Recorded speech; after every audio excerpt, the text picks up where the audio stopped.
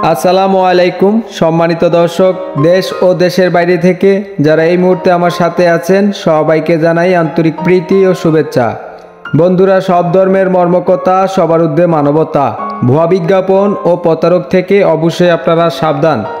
আজ আপনাদের সামনে নিয়ে এসেছি তান্ত্রিক জগতের আধ্যাত্মিক গুরু সাধক ও সেবক, আন্তর্জাতিক মানের বৈদ্য তান্ত্রিক কালাচান কবিরাজকে।